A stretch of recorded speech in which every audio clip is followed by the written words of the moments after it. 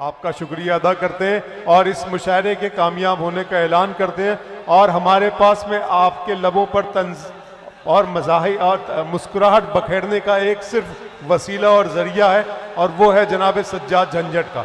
नहीं, मैं ये दूसरे आरिफ भाई दोबारा जब ये मुशायरा होगा तो आपकी पसंद के हर शायर को मैं यहाँ बैठ के सुनाऊंगा। मैं यहाँ आपकी नुमाइंदगी के लिए बैठा हूँ, इसलिए जब मैं आपकी बात सुनता हूँ, समझता हूँ और उसको मान भी रहा हूँ, तो ये भी आपका फ़र्ज़ है कि आप मेरी बात समझें, सुने और माने। एक दौर मुकम्मल हो जाए, उसके बाद फिर हम आरिफ साहब को बुलाएंगे। मैं इस वक्त आपके लबों पर तबस्सुम बखेरने के लिए जनाब सज्जाद झंझट से मुलाकात आपकी करवा रहा हूँ। सज्जाद झंझट तंज़ मज़ाज शायरी का एक ऐसा हवाला है, एक ऐसा नाम जिसकी अंदाज और जिसके तखातुब की महक न सिर्फ इस मुल्क बल्कि मुल्क के बाहर भी सुनी जाती है और महसूस की जाती है और समझी जाती है। अस्सलाम वालेकुम।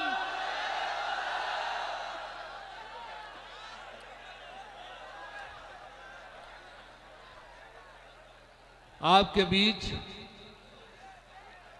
एक ज़रूरतमंद शायर, ज़रूरतमंद इसलिए कहा है क्योंकि एक बहुत ज़रूरत में मैं ही शायर नहीं बल्कि सब शायरों की ज़रूरत है, वो मैं 4 मिसरों में पेश कर रहा हूं। क्या ज़रूरत है, खास तौर से वसी ठेकेदार साहब।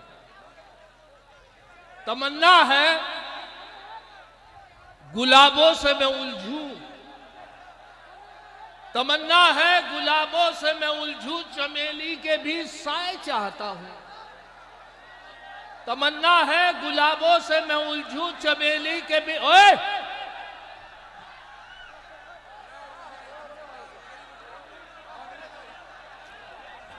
या तो ये जो हो रहा है ये होगा या फिर मुशायरा होगा। मैं आपसे कह रहा हूं, आप समझ लीजिए।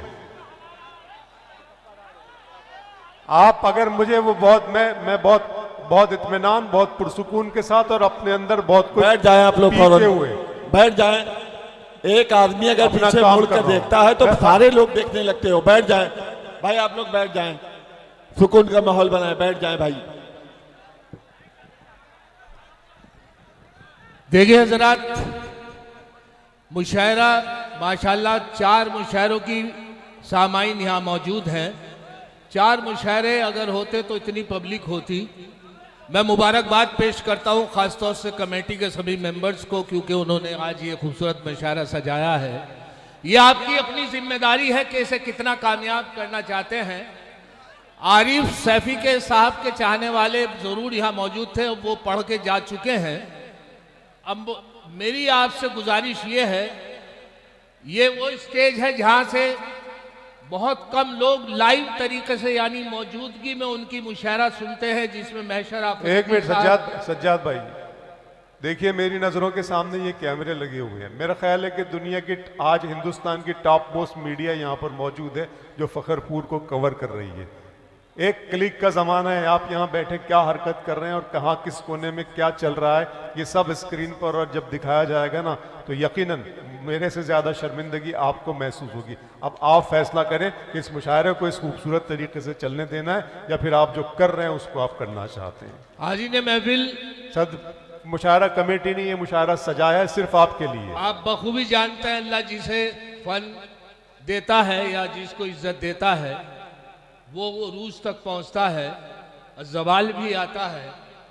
जहाँ पर यश साहब और हमारे गोलू भैया मौजूद हैं, उनकी भी ख्याल रखा जाए, क्योंकि उनकी मौजूदगी में उनके हवाले से मुशायरा यहाँ पर रखा गया है। मैं अर्ज कर रहा था कि जिस स्टेज पर महशर आफरीदी जैसे शायर और अज़म शाकरी शायर जैसे मौजूद हो और अबरार काशिफ साहब जिसकी निज़ामत कर रहे हों, बहुत कम मुशायरे आपको सुनने को मिलेंगे। तो इसका आपको ख्याल रखना है कि हमारे वसी ठेकेदार साहब, परवेज साहब और दीगर जितने भी कमेटी के मेंबर जिम्मेदार हैं, उन्होंने मुशायरा सजाया है। मैं चाहूँगा कि मैं यहाँ से मिजाज का शायर हूँ, संजीदा दिल रखता हूँ, मैं संजीदगी भी जानता हूँ, लेकिन मेरा ड्यूटी है और मुझे पेमेंट दिया गया है कि आपको हंसाना है। मैंने जो महसूस किया है कि जो मेरी ज़रूरतमंद है उसे 4 मिसरों में मैं पेश कर रहा हूँ, और अगर वो कमेटी के मेंबर्स उस मेरी आवाज़ पहुँच रही है उन तक, उन 4 मिसरों पे अगर अमल करेंगे तो इंशाअल्लाह शायर दोबारा से चार्ज हो जाएंगे कि तमन्ना है गुलाबों से मैं उलझूं, चमेली के भी साए चाहता हूँ। और मोहब्बत प्यार की 2-4 गजलें, फिर उसके बाद चाय चाहता हूं। बहुत अच्छा सजा दे, वाह मोहब्बत प्यार की 2-4 गजलें, वाह वाह वाह वाह। फिर उसके बाद चाय चाहता हूं। मुशायरे में हर कोई आदमी चाहता है कि मैं भी स्टेज से यहाँ पर लाइव तरीके से कोई कलाम पढ़ूं। ऐसे ही एक मुशायरा था, तवील फहरिस्त थी, काफी शोरा थे। वहां पर पाबंदी लगा दी गई कि कोई भी बाहर का शायर नहीं, मकामी शायर नहीं पढ़ेगा, सब बाहर के शायर पढ़ेंगे। लेकिन एक लड़का बहुत जिद कर रहा था, जो एसडीएम साहब की सोर्स लेकर पहुंचा था कि साहब मुझे जरूर पढ़वाइएगा। शायर नहीं था वो, सिर्फ एक किसी की गजल उसने लिख ली, एक पर्चे पर लिखकर उसने अपनी जेब में रख ली कि साहब एक गजल। एसडीएम साहब ने कन्वीनर साहब को कहा कि ये गजल जरूर पढ़ेगा, और वो साहब पर्चा जेब में, कुछ उसके याद रहा और कुछ वो भूल के, उसने सोचा कि अगर भूल जाऊंगा तो वो जेब में से पर्चा निकाल लूंगा। हुआ यही कि जैसे ही नाज़िम मुशायरा ने उसे बुलाया तो उसके मिसरा जो था एक भूल गया, एक पहला मिसरा याद रहा, दूसरा भूल गया गजल का। आया, खड़ा हुआ और आते उसने पहला मिसरा उठाया कि जली शम्मा हुआ परवानों का खून, जली शम्मा हुआ परवानों का खून। और पर्चा तो जेब में ही रह गया था, वो पैंट जो उतार के आया था ढूंढने लगा उसे काफी देर तक। जली शम्मा हुआ परवाने का खून, बहुत अच्छा है। इन्ना लिल्लाहि व इन्ना राजिऊन। वाह। तो ये कैफियत अक्सर शायरों की होती है। यहां से 4 मिसरे और मुलाजा कर ले कि सर्दी का मौसम है कि अब आ भी जा, न नखरे न झंझट दिखा मुझे, अब आ भी जा, न नखरे न झंझट दिखा मुझे, ठंडी हवा है आज ये मौसम भी सर्द है, ला सकता हूं मैं चांद सितारे भी तोड़कर, लेकिन मैं क्या करूं मेरे घुटनों में दर्द है, लेकिन मैं क्या करूं मेरे घुटनों में दर्द है। दिल्ली से मेरी ट्रेन थी और दिल्ली से मैं जा रहा था तो मुजफ्फरनगर में 2 जुड़वा भाई थे बिल्कुल एक शक्ल के, उनमें से एक का इंतकाल हो गया। तो मैंने सोचा मिजाज पुरसी करता चलूं, ये अपना आप ही नीचे जा रहा, क्या करूं, सर्दी का मौसम है, माइक का मामला ऐसा हो, किसी का ऐसे हो, किसी का वैसा हो।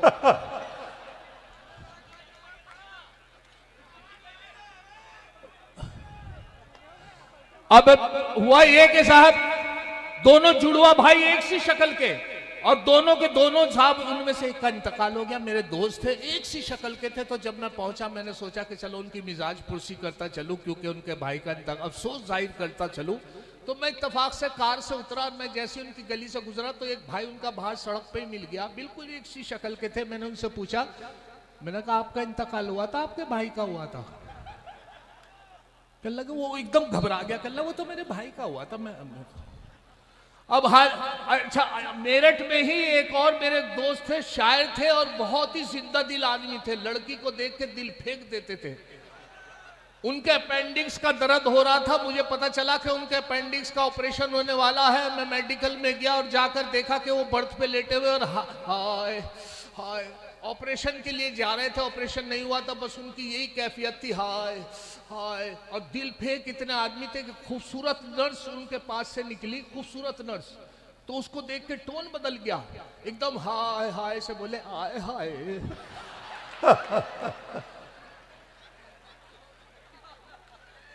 हम जहां जाए वहां लफड़ा ना हो, दोस्तों झंझट है हम भी नाम के, क्या हम जहां जाए वहां लफड़ा ना हो, दोस्तों झंझट है हम भी नाम के, क्या करें ये नाम ऐसा मिल गया, वरना हम भी आदमी थे काम। बहुत अच्छे, वाह वाह। क्या करें ये नाम ऐसा मिल गया, वरना हम भी आदमी थे काम के। और एक तारुफ ही कथा पेश कर रहा हूं, जो मेरा तारुफ है कि एक बेटा है पुलिस में मेरा, दूजा चोरी का धंधा करता है। एक बेटा है पुलिस में मेरा, दूजा चोरी का धंधा करता है तीसरा भी कमाऊ मेरा, जो मुशायरों का चंदा करता है तीसरा भी कमाऊ मेरा, जो मुशायरे का चंदा। बहुत बढ़िया, बहुत बढ़िया। शायरों ने, सुनिए साहब, शायरों ने कलाम की खाई, शायरों ने कलाम की खाई, आपने इंतजाम की खाई। शायरों ने कलाम की खाई, आपने इंतजाम की खाई और उम्र गुजरी है चमचागिरी में, जिंदगी भर सलाम की खाई।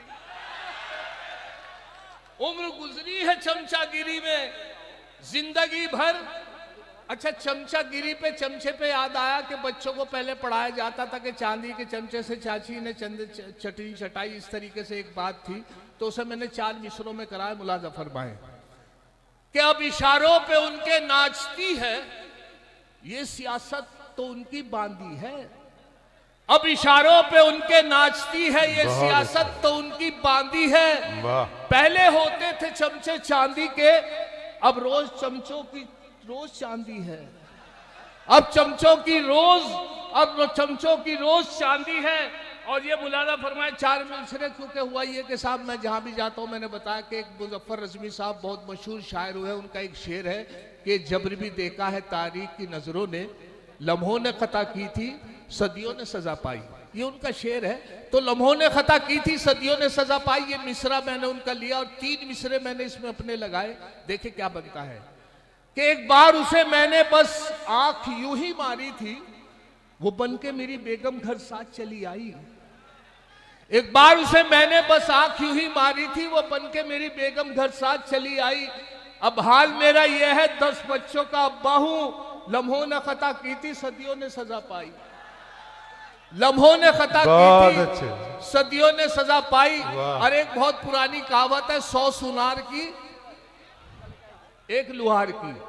अब इसमें 3 मिसरे लगाए हैं कि औलाद 101 थी जो 1 लुहार की, औलाद 101 थी जो 1 लुहार की, बीवी से बोले ये मेरी दौलत है प्यार की। औलाद 101 थी जो 1 लुहार की, बीवी से बोले ये मेरी दौलत है प्यार की। बीवी का था जवाब अजी रहने दो मियाँ, इनमें है 100 सुनार की बस 1 लुहार की। बहुत अच्छा। इनमें है 100 सुनार की बस 1 लुहार की। और झंझट कुंवारा अच्छा था शादी से पहले मैं।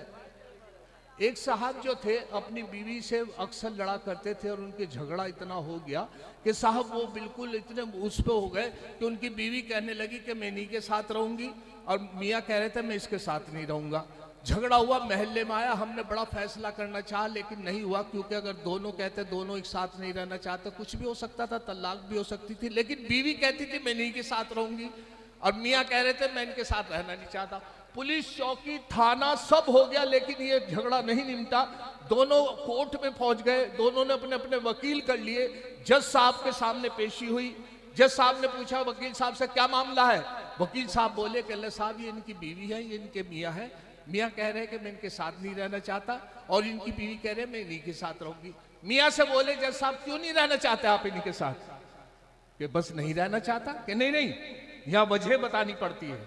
वजह बताइए क्या बात है, क्यों नहीं रहना चाहते? कि बस खुश नहीं हूं, मैं इसके साथ खुश नहीं हूं। कह लगे क्या मामला है? जज साहब बोले उनकी बीवी से कि ये कह रहे हैं आपके साथ खुश नहीं है। बीवी बोली इसी के नखरे वरना पूरा मोहल्ला खुश है। वाह वाह। अब मुलाजा फरमाए 4 मिसरे इसी हवाले से आपके सामने पेश कर रहा हूं कि झंझट कुंवारा अच्छा था शादी से पहले मैं, मुझ पे हुआ सितम ये बहुत ही करम के साथ। झंझट कुंवारा अच्छा था शादी से पहले मैं, मुझ पे हुआ सितम ये बहुत ही करम के साथ। मेरी नजर दहेज के सामान पे जब पड़ी, देखा सीमेंट भी लाई है नीले ड्रम के साथ। झंझट कुंवारा अच्छा था शादी से पहले मैं, मुझ पे हुआ सितम ये बहुत ही करम के साथ। मेरी नजर दहेज के सामान पे जब पड़ी, देखा सीमेंट भी लाई है नीले ड्रम के साथ। और एक साहब अपने बेटे को रिश्ते के लिए जा रहे थे कि बेटा मैं रिश्ते के लिए लेके जा रहा हूं, ऐसा है। बहुत लालची किस्म के आदमी थे, उसकी शादी नहीं हो रही थी लड़के की, सिर्फ इसी वजह से कि उनके वालिद साहब बड़े लालची थे। उसे समझाते हुए जा रहे थे कि बेटे देखो अगर मैं आपको ले जा रहा हूँ रिश्ते के लिए, अगर वो साइकिल दे तो मोटरसाइकिल मांगना, मोटरसाइकिल दे तो कार मांगना, कार दे तो एसी मांगना, एसी दे तो कोठी। वो बोले कि अगर वो अपनी लड़की से उनकी मां मांग लूं तो अक्सर। अच्छा एक और छोटी सी बात आप मुलाजा फरमाए।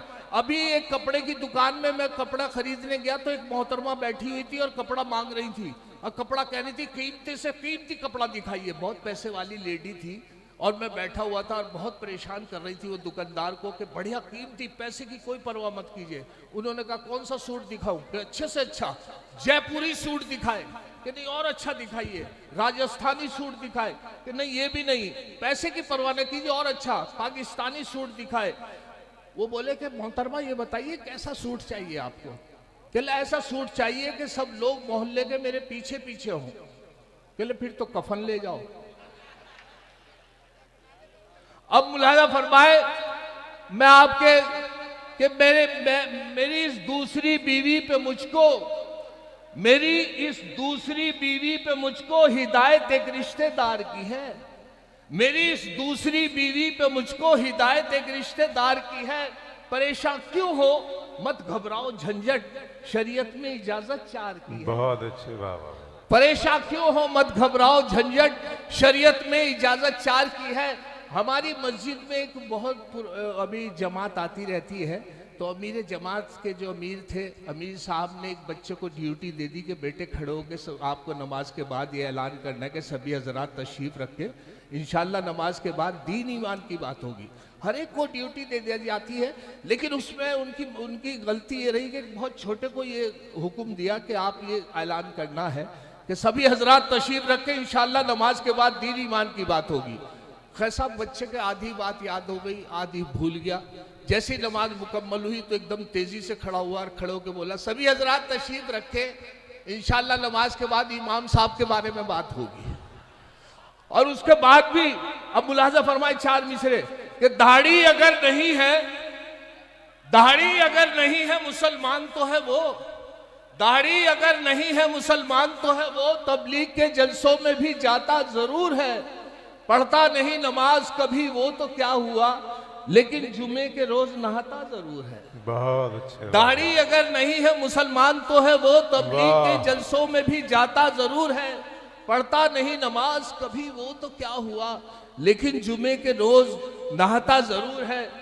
अभी हमारे यहाँ क्योंकि मैं कलियर शरीफ से हाजिर हुआ हूँ, तो अभी उत्तराखंड में लगता है अभी गोश्त के पे पाबंदी थी, और गोश्त पे पाबंदी ये थी कि मेहमान की खिदमत ही गोश्त से होती है। मेरे यहाँ मेहमान आ गए और गोश्त से उससे फायदा भी हुआ।